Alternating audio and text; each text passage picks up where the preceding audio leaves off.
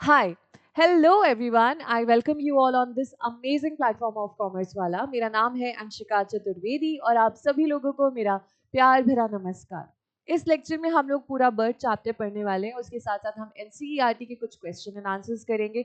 Also उसके साथ हम कुछ एमसीक्यूज करेंगे आपकी प्रैक्टिस के लिए। तो चलिए स्टार्ट करते हैं। Bird which is written by A J. Cronin. तो मैं आपको बता देती हूँ बर्ड के बारे में। बर्ड जो है वो एक नॉवल से उठाया गया है। तो आपको एक छोटा सा एक्सर्प दिया है, एक छोटा सा पार्ट दिया है उस नॉवल से। एंड उसमें हो ये रहा है कि डॉक्टर एंड्रयू जो है वो अपनी गर्लफ्रेंड से, अपने लव इंटरेस्ट से लड़ाई करके आ रहे हैं। एंड वो अभी अभी मेडिकल कॉलेज से निकले हैं और उन्होंने अभी प्रैक्टिस चालू नहीं करी है। मतलब जब डॉक्टर इंसान बनता है तो पहले वो थ्योरी पढ़ता है, देन उसके बाद वो प्रैक्टिस स्टार्ट करता है। तो अभी अभी मेडिकल कॉलेज से निकले और उन्होंने आज तक कोई प्रैक्टिस नहीं करी है। तो डॉक्टर एंड्रयू आते हैं और वो काफ़ी ज़्यादा सैड है, काफ़ी ज़्यादा उदास है, क्योंकि उनकी जो गर्लफ्रेंड है उनसे लड़ाई हो गई थी एंड उनका मूड बहुत ऑफ है, उनका डे डे बहुत बेकार जा रहा है। एंड एकदम से वो देखते हैं उनके घर के सामने एक इंसान खड़ा है जो कि जोई मॉर्गन है।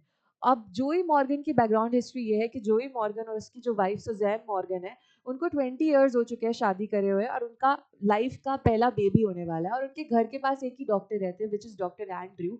तो इसलिए वो डॉक्टर एंड्रयू से हेल्प लेने आए कि प्लीज़ मेरी वाइफ की डिलीवरी होने वाली है, तो उसमें मेरी मदद करिए। तो यहाँ से जो है स्टोरी स्टार्ट होती है। काफ़ी इंटरेस्टिंग स्टोरी है, छोटी सी स्टोरी है। हालांकि नॉवल का पहला पार्ट, मतलब नॉवल कनेक्टेड है, तो उससे पहले की स्टोरी और उसके बाद की स्टोरी हमने नहीं पढ़नी है। हमें जितना सिलेबस में गिवन है हमें उतना ही पढ़ना है। ठीक है, तो चलिए स्टार्ट करते हैं हमारा आज का lecture which is birth. Andrew was returning from a date with his girlfriend. जो डॉक्टर एंड्रयू है वो अपनी गर्लफ्रेंड के साथ एक डेट पे गए थे और वहां से वापस लौट रहे हैं।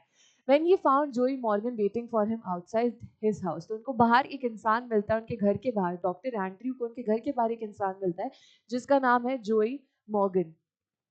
It was nearly midnight and Joey's wife was about to give birth.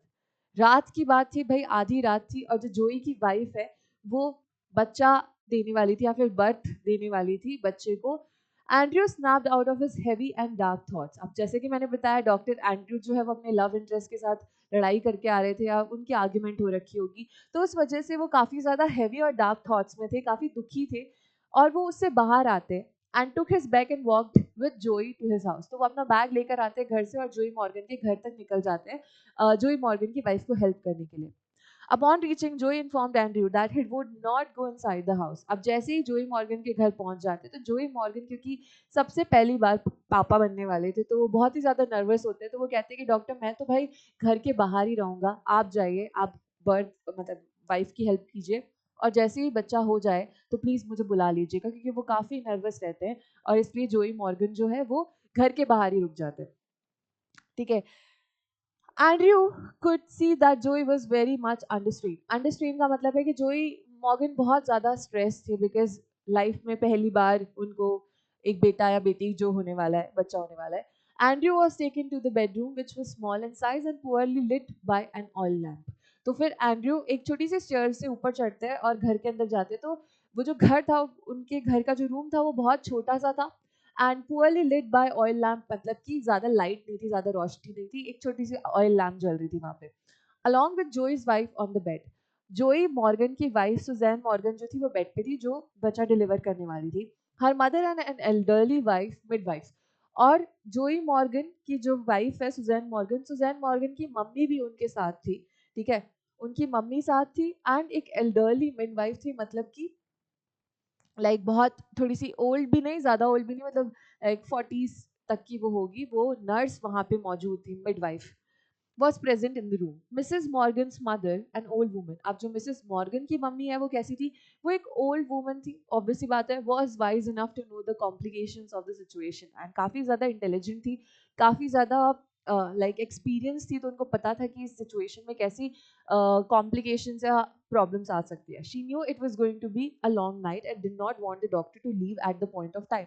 उनको पता था कि भाई रात भर हो जाएगा और रात भर में ही जो बच्चा है वो डिलीवर होगा, वेट करना पड़ता है, राइट, कि बच्चे का फेस ऐसे उस साइड हो। तो डेफिनेटली वो समझ चुकी थी कि यार डॉक्टर रात भर रुके ना रुके, तो इसलिए वो काफ़ी ज़्यादा एक्सपीरियंस थी, क्योंकि बहुत सारे डॉक्टर्स छोड़ के भाग जाते थे क्योंकि रात भर जगना पड़ता है। तो इस वजह से वो काफ़ी ज़्यादा स्ट्रेन थी। So she offered Andrew some tea, तो इसलिए वो डॉक्टर को चाय प्रोवाइड कर देती कि ताकि डॉक्टर छोड़ के ना भागे। He knew that this case would require his undivided attention and decided to stay at house until everything was over.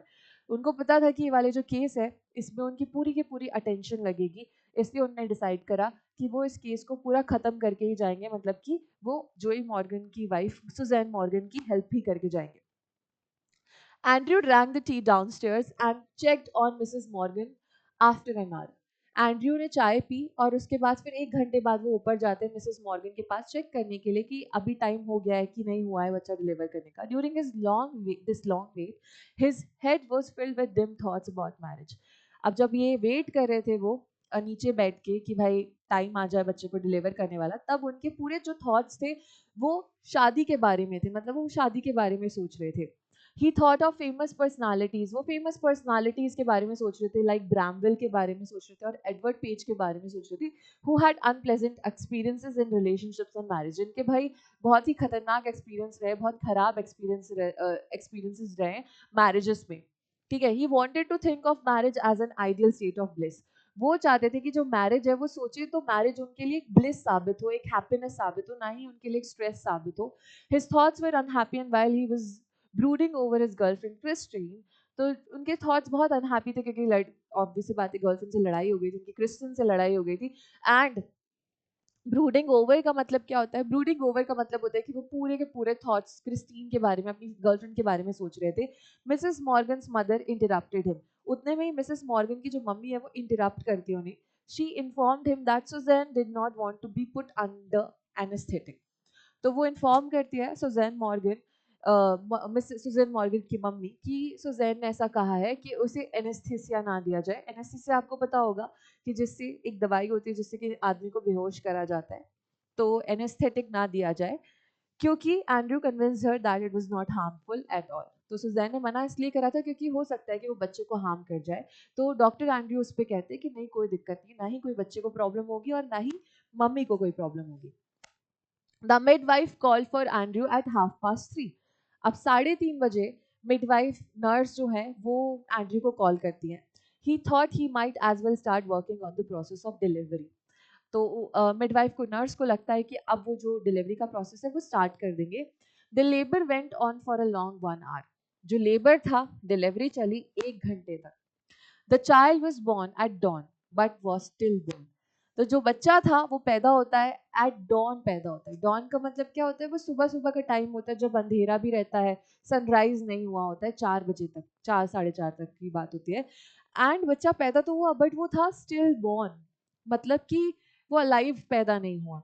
Andrew felt a chill of horror run over him. और जैसे ही एंड्रयू को ये बात पता चलती है वो एकदम से, मतलब उनकी पूरी बॉडी कांप जाती है, वो डर जाते हैं क्योंकि लाइफ में वो पहली बार प्रैक्टिस कर रहे थे और पहली प्रैक्टिस में जो बच्चा है वो स्टिल बॉर्न पैदा हुआ है.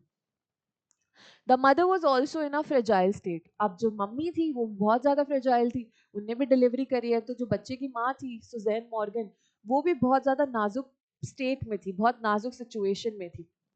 He did not know whom to attend first and let his instincts take over the situation. अब डॉक्टर को समझ में नहीं आ रहा था कि वो पहले बच्चे को बचाए कि पहले मम्मी को बचाए. तो उनके जो सबसे पहले इंस्टिंक्ट आए, जो उनकी गट फीलिंग कह रही थी, उन्होंने वो फॉलो करा. He gave the child to the nurse. उन्होंने एक बच्चे को नर्स को दिया and injected medicine into Mrs Morgan. और उन्होंने मेडिसिन इंजेक्ट कर दी सीधे मिसेस मॉर्गन में.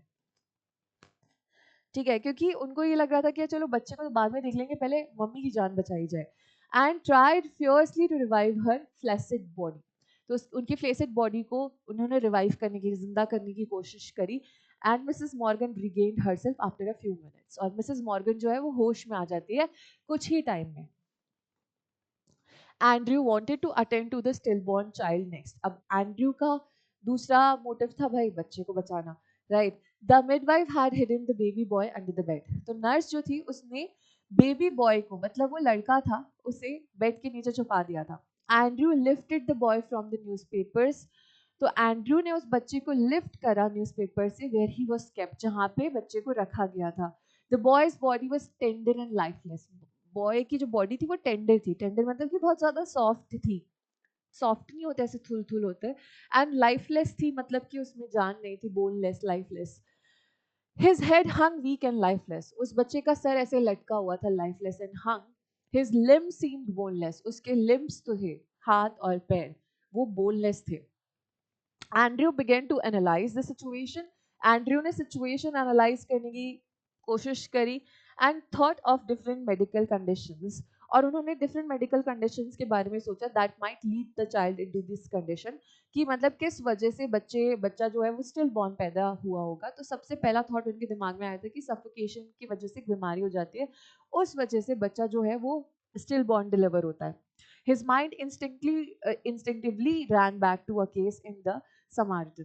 तो एक केस था जो जब वो पढ़ाई कर रहे थे तो उस टाइम पे उनको एक ऐसे ही सेम केस पढ़ने में आया था और देखा भी था उनने.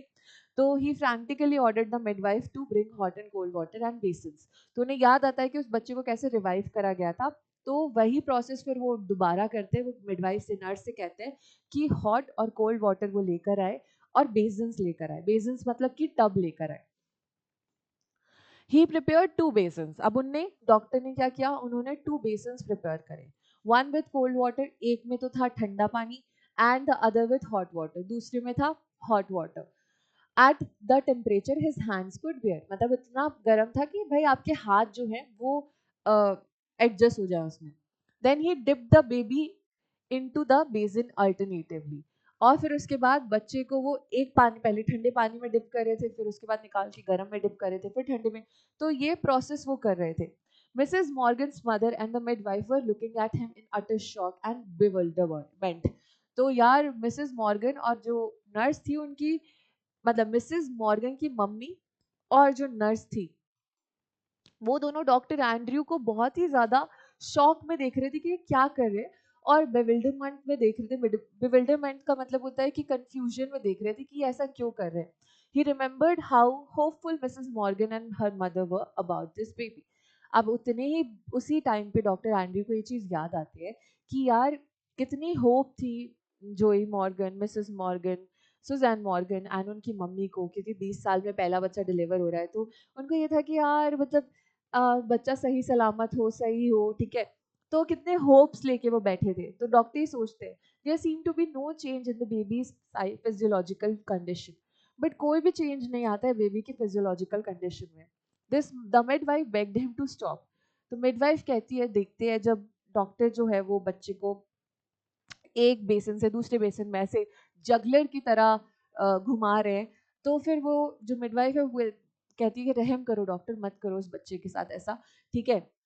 But he did not heed her and went for a last try. But वो बिल्कुल भी मिडवाइफ नर्स के नहीं सुनते हैं और फिर से लास्ट ट्राई करते हैं, pressing the boy's little chest to get breath into his limb body. फिर उसके चेस्ट को प्रेस करते, यू नो, सीपीआर, सीपीआर देते ताकि उसकी लिम्ब बॉडी में ब्रेथ आ जाए. फाइनली अ मिरेकल हैपेंड, और ऐसा हो जाता है, and the baby came to life, और बच्चे को जान आ जाती है. This experience was steering that it almost made Andrew faint. वो इतना अच्छा एक्सपीरियंस था, प्लस वो एंड्रयू जो थे, डॉक्टर एंड्रयू जो थे, वो इतना थक चुके थे कि वो दिन भर से, लाइक पहले तो लड़ाई हो गई थी उनकी उनकी गर्लफ्रेंड से, तो उस वजह से वो मेंटली थके हुए थे. फिर उसके बाद वो दिन भर से सोए नहीं थे, रात भर से सोए नहीं थे. फिर रात भर उनने इतना लाइक मेहनत करी, इतना मशक्कत करी बच्चे को बचाने में. तो वो जैसे ही वो बच्चे में जान आती है वो एकदम फेंट हो जाते हैं कि भाई हो गया, चलो finally. The midwife sobbed hysterically while Mrs. Morgan prayed to God silently.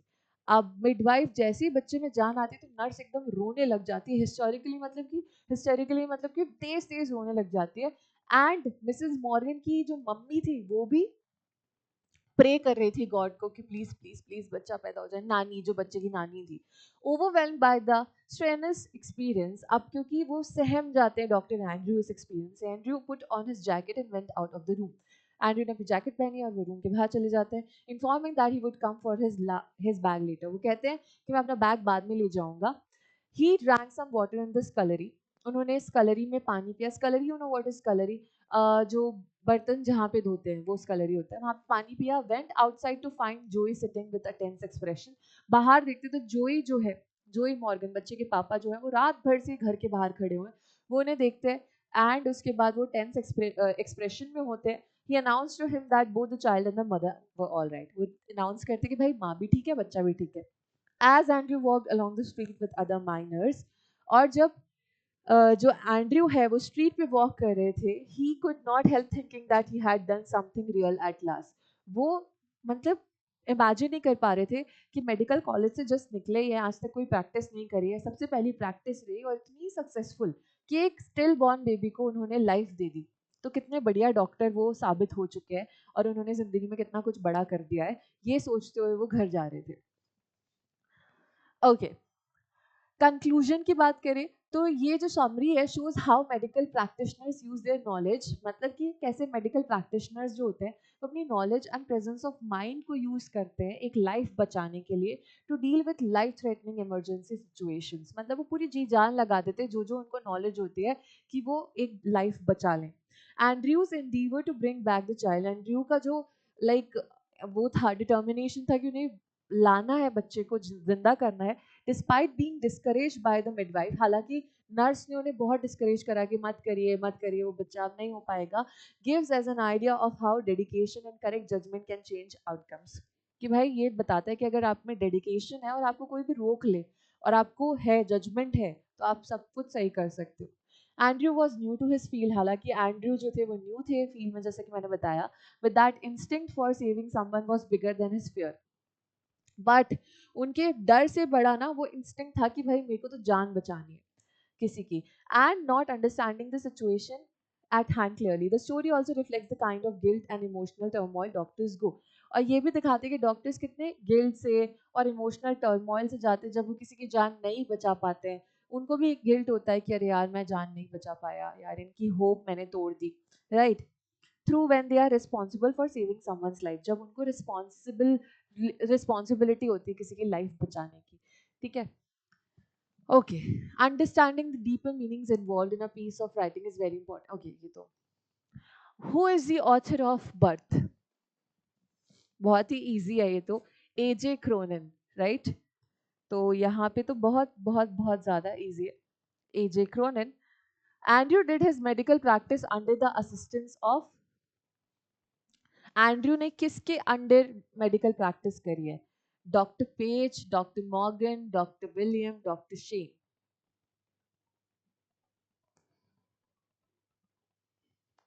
Doctor Page. Who was waiting for Andrew at midnight, Andrew के लिए कौन वेट कर रहा था मिडनाइट में? Doctor Edward, Christine, doctor Joey Morgan और मिसेस मॉर्गन्स मदर। तो yes, Joey Morgan.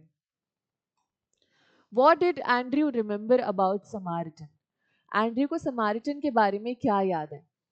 A place he went to volunteer, someone he met there, a treatment he witnessed, no, not mentioned in the story.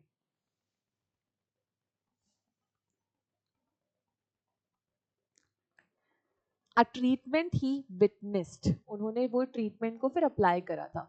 What all things did Andrew use in the treatment, क्या क्या चीजें Andrew ने treatment में use करी थी? Hot and cold water, basin and towels, a blanket, all of these. ये आपका एक शॉर्ट आंसर कवर हो जाएगा, all of the above. How did Andrew try to save the still born, Andrew ने कैसे ट्राई करा उस स्टिल बॉर्न को, मतलब वो जो बच्चा था जो स्टिल बॉर्न पैदा हुआ था उसको कैसे ट्राई करा सेव करने में? Using a special method of respiration, calling doctor Edward, taking him to a hospital, giving him blood. तो using a special method of respiration. Okay. Who was Joey Morgan? Joey Morgan कौन थे? And why was he waiting for Andrew? और वो Andrew का क्यों wait कर रहे थे? Joey Morgan was a large and strong person. Large and strong person थे who worked as a mining dealer. वो mining dealer थे, mining का काम होता है उसमें डील करते थे, and lived in Blanley. Blanley में रहते थे. He was waiting for Andrew because his wife was, because उसकी वाइफ एक्सपेक्ट कर रही थी a baby and he needed Andrew to assist his wife. Okay, उनको चाहिए था कि मेरी वाइफ की कोई हेल्प करे। Write a brief note on about Susan's mother, Susan की मम्मी के बारे में, मिसेस मॉर्गन की मम्मी के बारे में ब्रीफ नोट लिखना है। Suzanne's mother was an older woman थी, 70 years old थी आसपास। She is tall and grey haired है। तो author described her as a wise and experienced woman. author कहते हैं कि बहुत wise और experienced है, मतलब कि बहुत दिमाग, मतलब उनने बहुत चीज़ एक्सपीरियंस कर रखी है तो उसको वो सीख कर फॉलो करते हैं। And she offered Andrew T that he couldn't leave. वो एंड्रयू को टी ऑफर करती ताकि डॉक्टर छोड़ के ना जाए उनको आधी रात में। शी वॉज क्लोजली ऑब्जर्विंग, वो एंड्रयू को बहुत क्लोजली ऑब्जर्व कर रही थी। She had a great expectation of a grand child. उनकी बहुत ही सारी एक्सपेक्टेशन जुड़ी थी एक पोते से लेकर नाती या पोता जो भी बोलते हैं, from her daughter. What was Andrew's thought regarding marriage? Andrew के क्या थॉट थे मैरिज को लेके? तो यार आपको याद होगा कि वो बहुत लाइक जो अनसक्सेसफुल मैरिजेस के बारे में सोच रहे थे, बहुत फेमस लोगों की, ठीक है। Andrew had a very optimistic view regarding marriage. उनका ऑप्टिमिस्टिक व्यू था रिगार्डिंग मैरिज, दो ही रिमेंबर्ड फेल्ड मैरिजेस। वो फेल्ड मैरिजेस के बारे में सोच रहे थे। A few people he knew, he still believed marriage to be a peaceful event. वो मानते हैं कि मैरिज जो है वो भाई बहुत पीसफुल इवेंट होना चाहिए किसी की लाइफ का। However, the thought of Christine soon confused his brain. However, जैसे उनको क्रिस्टीन का थॉट आता है और आज जब उनकी लड़ाई हुई थी उसका थॉट आता है, तो उनका कंफ्यूजन क्रिएट हो जाता है। He knew his doubtful mind had put him to this conclusion. उनको पता था कि उनका जो डाउटफुल माइंड है वही इस कंफ्यूजन में लेकर आया उनको, but he could not find a way out. But वो उस कंफ्यूजन से बाहर नहीं निकल पा रहे थे कि भाई मुझे शादी तो करनी है और क्रिस्टीन से ही करनी है, बट लड़ाई होती है, आर्ग्यूमेंट्स होती है, और बहुत सारी मैरिजेस मैंने देखी जो अनसक्सेसफुल है, तो वो बहुत कंफ्यूज थे इस चीज़ को लेकर। Why did a shiver of horror pass through Andrew? जब डॉक्टर एंड्रयू को पता चलता है कि बच्चा जो है स्टिल बॉर्न है, तो वो क्यों, मतलब वो कांप क्यों जाते हैं डर के मारे। Andrew was called by Joe Morgan to assist his pregnant wife. भाई एंड्रयू मॉर्गन को बुलाया था कि भाई जोई मॉर्गन ने बुलाया था कि उनकी वाइफ को असिस्ट करें। Who was giving birth after 20 years, जो कि 20 साल बाद शादी के बर्थ दे रही थी। Both Suzanne and her mother had a great longing for the child. Suzanne, चाहे सुजैन हो चाहे सुजैन की मम्मी हो, दोनों को डिजायर थी, ग्रेट, मतलब बहुत स्ट्रॉन्ग डिजायर थी एक चाइल्ड की, एक बच्चे की। Andrew promise Susan's mother he would not run away from the patient. Andrew ने प्रॉमिस भी करा कि रात कितनी भी हो जाए वो नहीं भागेंगे जब तक कि वो अपना काम कंप्लीट नहीं कर देते, ठीक है।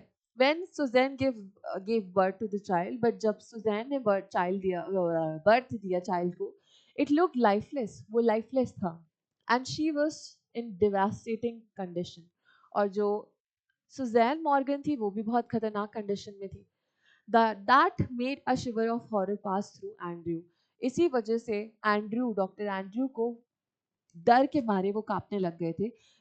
सो as he could not decide whom to assist first, क्योंकि वो डिसाइड नहीं कर पा रहे थे, क्योंकि सुजैन मॉर्गन भी बहुत फ्रेजाइल स्टेट में थी, उसके साथ साथ बच्चा भी लाइफलेस था, तो वो नहीं समझ पा रहे थे कि मैं किसको सबसे पहले बचाऊं। ओके, तो थैंक यू सो मच। बस इतना ही इस लेक्चर में, मिलते हैं अगले लेक्चर में, तब तक के लिए bye bye, tata and take care.